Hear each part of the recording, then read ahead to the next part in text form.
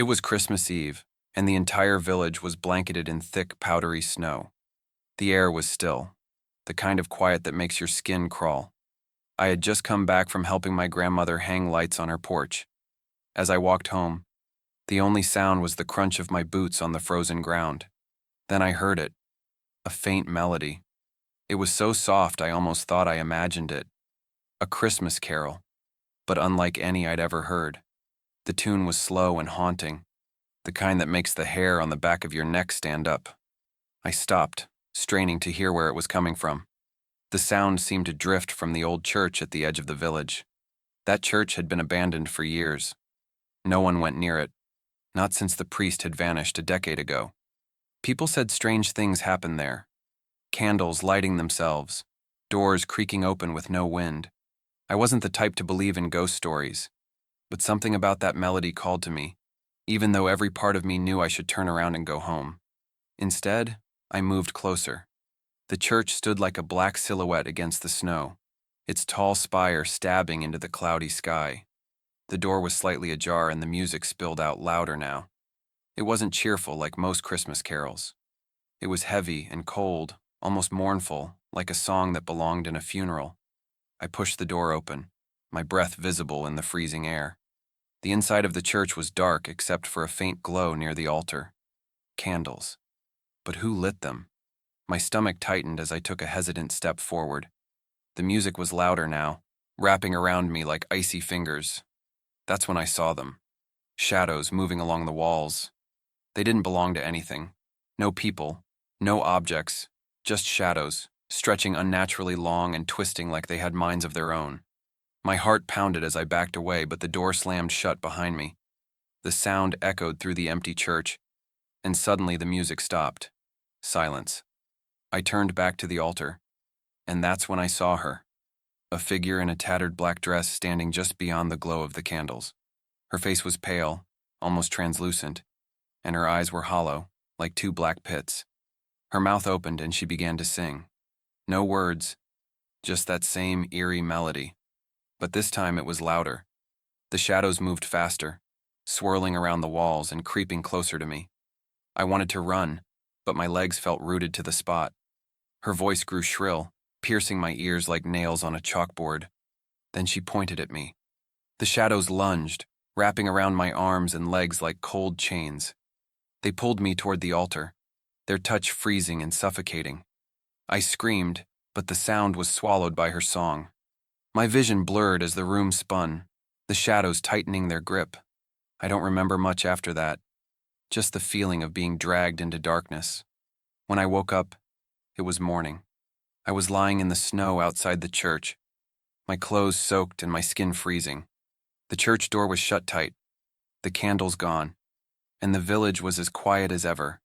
But I could still hear it, that silent carol, faint and distant, always just at the edge of my hearing. And every time I do, the shadows move closer.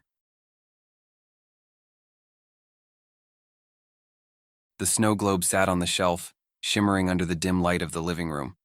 It had been a gift, left on our doorstep with no card or name attached. My mom thought it was from a neighbor and placed it with the rest of our Christmas decorations.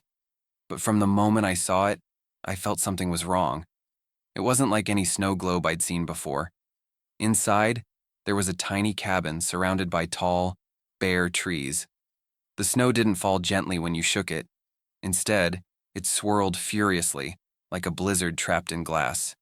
And when you looked closely, it seemed like shadows moved among the trees, darting in and out of sight. That night, I couldn't sleep. I kept hearing faint whispers, soft and distant, like they were coming from another room. At first, I thought it was the wind, but when I went downstairs to check, I found the snow globe glowing faintly. Its light pulsed like a heartbeat. I stepped closer, drawn to it despite the icy fear crawling up my spine. The snow inside was swirling on its own, though no one had touched it. I leaned in, squinting to see better, and that's when I saw them. Tiny figures, barely the size of ants, were moving between the trees inside the globe. They weren't dolls or figurines, they were real. And they were screaming. I stumbled back, knocking over a lamp in the process. My parents rushed downstairs, their faces pale and tired. "What's going on?" my dad asked, his voice sharp. I pointed at the snow globe, but when they looked, it was just an ordinary decoration again. The glow was gone, the snow still. They told me I was imagining things and sent me back to bed, but I couldn't shake the image of those tiny, desperate figures. I stayed awake, staring at my bedroom door, half expecting it to swing open on its own. The next day, I tried to ignore the snow globe. I avoided the living room and buried myself in my books, but as the day wore on, the house grew colder. By evening, I could see my breath fogging in the air, even though the heater was on. My mom said it was probably a draft, but I knew better. That night, the whispers came back, louder this time. They weren't soft anymore. They were frantic, pleading. I covered my ears, but it didn't help. The voices weren't coming from outside. They were inside my head. Unable to take it anymore, I crept downstairs. The snow globe was glowing again, brighter than before. The tiny figures inside were clearer now, their faces twisted in terror. They were banging on the glass as if trying to break free. I don't know what possessed me, but I reached out and touched the globe. The moment my fingers made contact, everything went dark. When I opened my eyes, I wasn't in my living room anymore. I was standing in a forest, surrounded by tall, bare trees. Snow fell heavily, and the air was bitterly cold. I could hear whispers all around me, growing louder with every passing second. I turned to run, but my feet wouldn't move. My body felt heavy, as if I were sinking into the ground. That's when I saw the cabin, the same one from the snow globe. Its door creaked open, and a shadowy figure stepped out, its eyes glowing red. I screamed, but no sound came out. The figure reached for me, its hands long and skeletal. As it touched my face, I realized with chilling clarity that I was no longer outside the globe. I was inside it, and no one was coming to save me. It was Christmas Eve, and the air was cold and heavy. Snow fell gently outside, covering the world in a blanket of white. My little brother Tommy and I sat by the fireplace, watching the flames dance. Mom had gone to bed early, exhausted from decorating the house, and the quietness made the night feel strange. Tommy was excited, his eyes sparkling with anticipation. "Do you think Santa will really come tonight?" he asked. I nodded, forcing a smile. At 12, I was too old to believe, but I didn't want to ruin it for him. As the clock struck midnight, a faint sound echoed through the house. At first, I thought it was the wind, but it didn't sound right. It was a soft thud, followed by the creak of floorboards. Tommy's eyes widened, and he whispered, "He's here." I told him to stay put and crept toward the living room, my heart pounding. The lights on the Christmas tree blinked, casting eerie shadows on the walls. I stopped in my tracks when I saw the figure by the tree.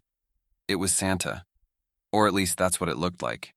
He was tall, much taller than I expected, and his red suit seemed too tight, like it didn't belong to him. His beard hung crookedly, and his eyes weren't kind or merry. They were dark, almost empty. He didn't notice me at first, or maybe he didn't care. He bent over the gifts, his long fingers twitching as he touched each one. "Santa?" I said, my voice barely a whisper. He turned slowly, too slowly, like he was trying to make me afraid. His face stretched into a grin that didn't seem possible, the corners of his mouth reaching almost to his ears. "You're awake," he said, his voice low and raspy. I couldn't move. I couldn't speak. He stepped closer, his boots heavy against the floor. "Children who stay awake," he said, tilting his head, "don't always like what they see." Tommy appeared behind me then, his small voice breaking the tension. "Santa, did you bring me a present?" Santa's grin widened, and he crouched down to Tommy's level. "Oh, I brought something," he said. "But you must listen carefully. There's a rule for children like you." "What rule?" Tommy asked, his excitement turning to nervousness. Santa leaned in closer, his dark eyes boring into Tommy's. "Never open a gift before sunrise," he whispered. "If you do, I'll have to come back and take something in return." Tommy nodded quickly, stepping back behind me. "We won't," he said, his voice trembling. Santa straightened up and turned back to the tree. "Good," he said. Then, in an instant, he was gone. The lights flickered and the room felt colder, as if he had taken the warmth with him. That night, neither of us slept. We stayed huddled together on the couch, staring at the tree and the gifts beneath it. When morning finally came, we opened the presents carefully, our hands shaking. One box had no name tag. Inside was a note, scrawled in messy handwriting. You were warned. We never told Mom what happened that night, but every Christmas since we've followed the rule. No gifts are opened until the sun rises. And sometimes, in the quiet of the night, I hear the creak of floorboards and wonder if he's still watching. It started the night we put up the Christmas lights. Every year my family went all out, decorating the house until it glowed like a beacon. This year was no different. Dad bought new lights, tiny bulbs that twinkled with a soft, almost hypnotic rhythm. They were beautiful, but something about them felt off. When they flickered for the first time, I could have sworn I heard a faint hum, like a low whisper. That night, as I lay in bed, I stared at the lights through my window. They were still twinkling, casting strange shadows across my room. I told myself it was just the wind moving the branches outside, but the shadows seemed to move on their own. They slithered along the walls, stretching into shapes that didn't make sense. I closed my eyes, willing myself to sleep, but then I heard it, a soft tapping on the glass. I froze. My window was on the second floor. There was no way anyone, or anything, could be outside. The tapping came again, more insistent this time. I didn't want to look, but I couldn't stop myself. Slowly, I turned my head toward the window. Something was there. At first, I thought it was a reflection, a trick of the lights. But as my eyes adjusted, I saw it clearly. A figure standing just beyond the glass. Its face was pale, almost glowing, and its eyes were dark hollows that seemed to sink into nothingness. It was grinning, wide and unnatural, with teeth too sharp to be human. The figure raised a hand, its long, bony fingers tapping on the glass. I bolted out of bed and ran to my parents' room. My dad groggily followed me back to my room, muttering about bad dreams and too much sugar. When we got there, the window was empty, and the lights outside were calm and steady. Dad told me to go back to sleep, but I couldn't. Every time I closed my eyes, I saw that face. The next day, things got stranger. The lights wouldn't turn off. Dad flipped every switch, unplugged every cord, but they stayed lit, their soft hum growing louder. By evening, the hum wasn't just in the lights. It was in the walls, the floors, even in the air around us. My little sister started crying, saying she didn't like the shadows. Mom tried to comfort her, but I could see the fear in her eyes too. That night, the tapping came back. This time, it wasn't just my window. It was all of them. Tapping, scratching, like nails dragging across glass. My parents tried to act calm, but I saw Dad clutch the baseball bat he kept under the bed. The shadows were everywhere now, crawling up the walls, pooling in the corners. They moved like they were alive, reaching for us. Then the power went out. The only light came from the Christmas bulbs outside, glowing brighter than ever. The hum turned into a low, guttural growl. Something slammed against the front door, rattling it on its hinges.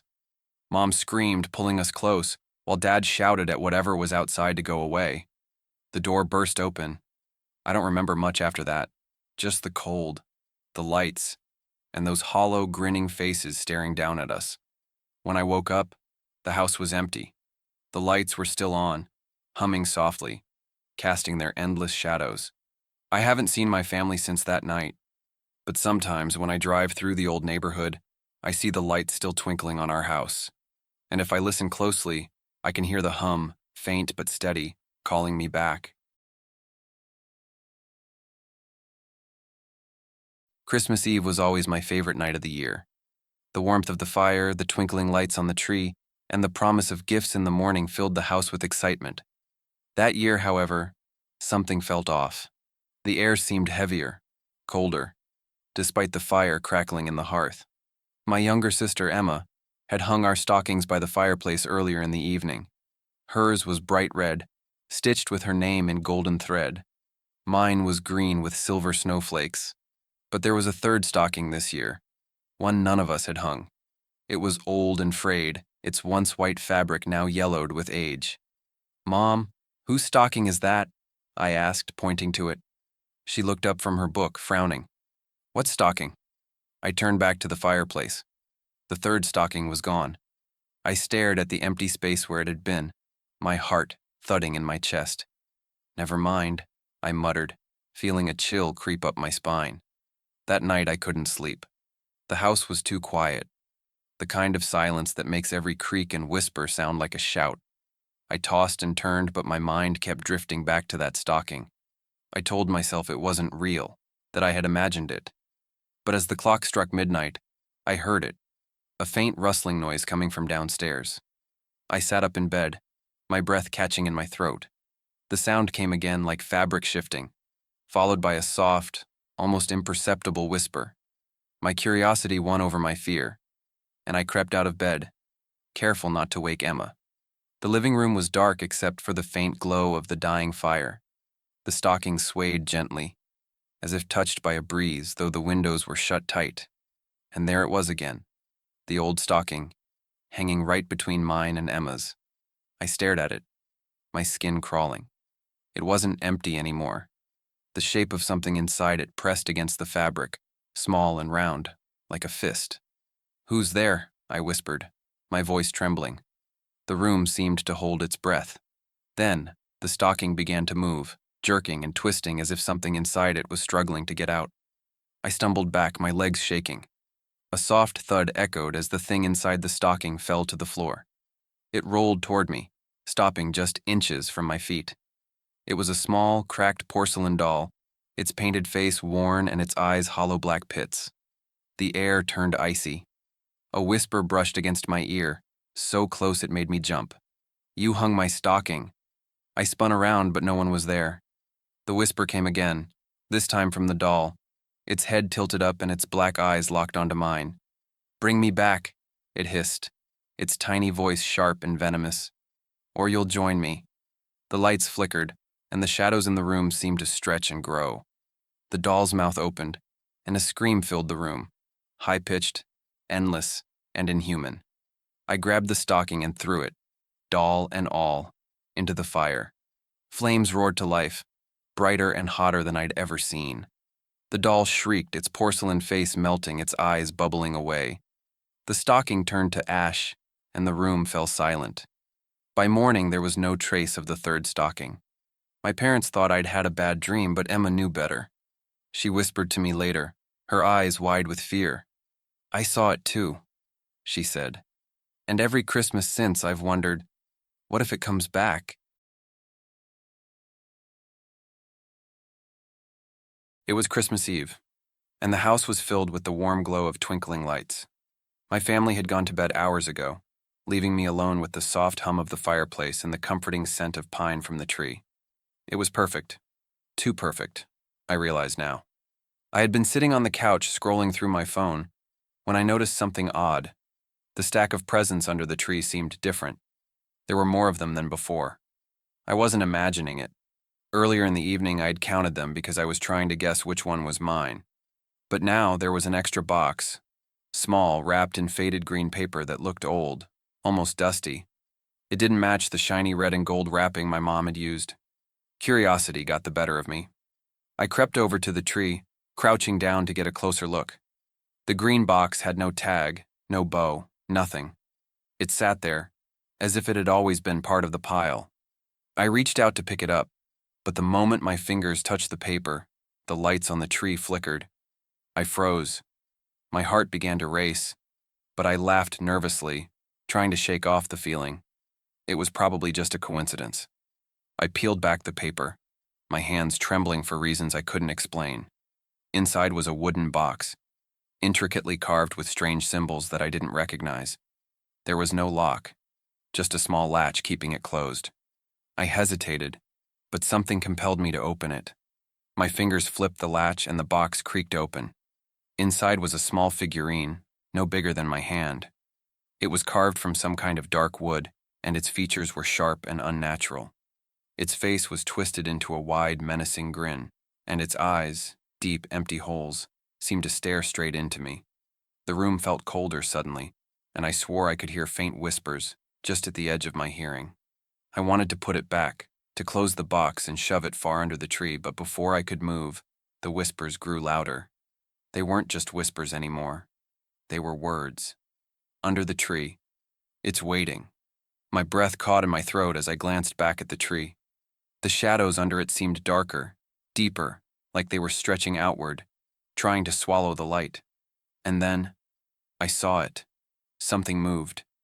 A shape, small and hunched, crawling out from the darkness beneath the tree. Its limbs were long and thin, its head tilted at an unnatural angle. It moved slowly at first, dragging itself across the floor. Then it stopped, as if it sensed me.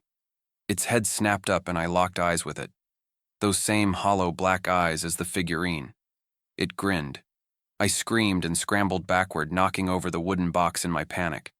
The figurine tumbled out and landed with a thud, but the thing under the tree didn't stop. It started moving faster, its bony limbs clicking against the floor. I ran for the stairs, my heart pounding so hard I thought it would burst. Behind me, I could hear it, the soft scraping sound of its claws as it followed. I didn't stop until I was in my room, slamming the door and locking it. But even then, I could still hear it, scratching at the other side, laughing in that same low whisper. The next morning the thing was gone, and the green-wrapped box was nowhere to be found. But I couldn't shake the feeling that it was still there, hiding somewhere in the house, waiting. It was Christmas Eve, and the air outside was thick with snow, muffling every sound. Our little cabin in the woods felt almost too quiet, the kind of silence that pressed against your ears. I had always loved this time of year, until that night. The trouble started when I found the bell. It was lying on our front porch, nestled in the snow as if someone had carefully placed it there. It wasn't like the jingling bells you'd find on Christmas decorations. This one was old, tarnished, and heavy, with strange engravings etched into its metal. The moment I picked it up, I felt a shiver that had nothing to do with the cold. I called for my mom and dad, but they just brushed it off. Probably some old trinket left by a neighbor, Dad said, even though we didn't have neighbors for miles. Mom seemed uneasy, but she forced a smile and told me to leave it on the mantel. That night, I couldn't sleep. The storm outside had grown worse and the wind howled like a living thing. Every now and then I thought I heard something else. A faint, hollow ringing, like a bell being struck far away. I told myself it was my imagination, but the sound wouldn't stop. It got louder, closer. At exactly midnight, the bell rang again. This time, it was unmistakable, clear and sharp, coming from the living room. My heart raced as I crept out of bed and down the hallway. The house felt wrong, colder than it should have been. Shadows stretched along the walls, flickering like they were alive. When I reached the living room, I froze. The bell wasn't on the mantel anymore. It was on the floor, rocking back and forth as if someone had just rung it. The Christmas tree lights flickered, and the shadows around the room seemed to shift. Then I saw him. A figure loomed in the corner of the room, half hidden by the shadows. He was tall, impossibly tall, with horns that curved up toward the ceiling. His body was covered in matted fur and his glowing red eyes burned into mine. He carried a sack over his shoulder and I swore I heard faint cries coming from inside it. Who are you?" I stammered, my voice barely a whisper. He didn't answer. Instead, he reached down and picked up the bell, holding it out toward me. His clawed hand was massive, the bell looking tiny in his grip. When he rang it, the sound was deafening, echoing through the house like a scream. I wanted to run, to hide, but my legs wouldn't move. He stepped closer, his heavy boots thudding against the floor. I could smell him now, a mix of smoke and decay. His sack shifted and I saw a hand, small and pale, reaching out from the opening before being yanked back inside. "Not naughty. Not naughty," I blurted out, tears streaming down my face. My voice cracked, desperate. "I've been good, I swear." He stopped, tilting his head as if considering my words. Then, without warning, he vanished, leaving only the bell behind. It lay there, still and silent, but I knew better than to touch it. The next morning, my parents were gone. Their bed was empty, the sheets cold. The only thing left in the house was the bell, sitting on the mantel where it had first been placed. I don't celebrate Christmas anymore, and I never, ever Let the clock strike midnight without making sure every light in my house is on. The snowstorm howled outside as we gathered around the long oak table for our family's annual Christmas feast. The house was warm, the fire crackling in the hearth, and the scent of roasted turkey and baked cinnamon filled the air. It should have been perfect, but something felt off. It started when my aunt opened the front door to let in a last-minute guest. He was tall and gaunt, dressed in a long black coat dusted with snow. No one seemed to know him. My aunt simply smiled awkwardly and said, "He's a friend of a friend, got caught in the storm." No one questioned it. After all, it was Christmas. Hospitality was part of the season, and he didn't seem dangerous, at least not at first. The stranger took a seat at the far end of the table, away from the flickering candles. His face stayed mostly in shadow, but what little I could see made me uneasy. His skin was pale, almost gray, and his eyes were dark and sunken, like he hadn't slept in years. He didn't touch the food, not even the bread that my grandmother offered him. He just sat there watching us. When he finally spoke, his voice was low and raspy, like the wind scraping against a frozen window pane. "It's been a long time since I've had such lively company," he said, smiling just enough to reveal sharp, uneven teeth. The table fell silent, his words hanging in the air like a bad omen. My younger cousin Annie giggled nervously. "What's your name?" she asked. The stranger tilted his head slightly, as if he didn't understand the question. "Names are such fleeting things," he said finally. "Call me whatever you like." The storm outside grew louder, the wind rattling the windows. The candles flickered, their flames shrinking as if afraid. I glanced around the table, hoping someone would say something, break the tension. But everyone else seemed frozen, their eyes fixed on the stranger. It wasn't until dessert was served, a beautifully decorated Christmas pudding, that things got worse. My father, cutting into the pudding, froze mid-slice. His hand trembled as he pulled out what looked like a tiny bone. Everyone stared in shock as more bones tumbled out of the pudding, clattering onto the plate. What is this?" my father stammered. The stranger leaned forward, his dark eyes gleaming. "A reminder," he said softly, "that not all feasts are for the living." The room grew icy cold, the warmth from the fire disappearing in an instant. I tried to stand, but my legs felt like lead.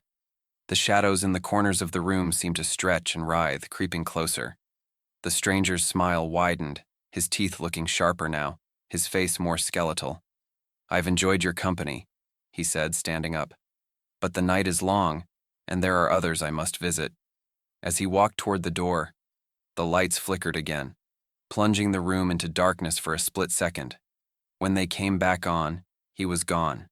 The storm had stopped, leaving behind an eerie silence. We sat there, too afraid to move, until Annie broke the silence. "He didn't leave footprints in the snow," she whispered. She was right. The fresh snow outside was untouched, as if he'd never been there at all. But the bones on the plate and the icy chill in the air told us otherwise. It started on Christmas Eve when my grandmother handed me a box wrapped in faded green paper. She smiled, but there was something distant in her eyes as she pushed the gift into my hands. "This doll has been in our family for generations," she said. "Take good care of her." The doll was beautiful, almost too perfect.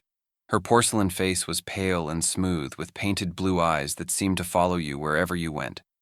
Her lips were a faint red, frozen in a slight smile. She wore an old-fashioned dress with lace trim, and her tiny hands were so detailed they looked real. That night, I set the doll on my dresser, facing the bed. I wasn't scared of dolls, but there was something about her that made me uneasy. As I lay down, I thought I saw her head tilt slightly. I laughed it off, telling myself it was just my imagination. Around midnight, I woke up to a faint creaking noise. The room was dark except for the faint glow of the moonlight through the curtains. At first, I thought it was just the house settling.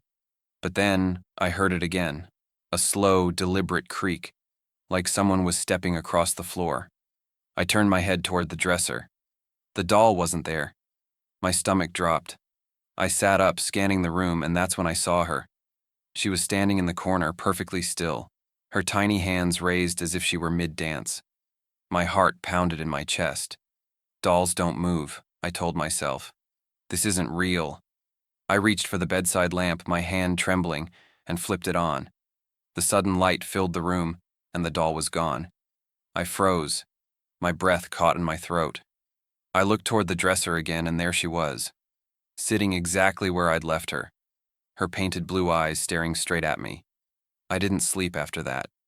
I kept the light on and watched her until morning, waiting for her to move again. But she didn't. The next day, I told my parents about what happened. They laughed and said I must have been dreaming.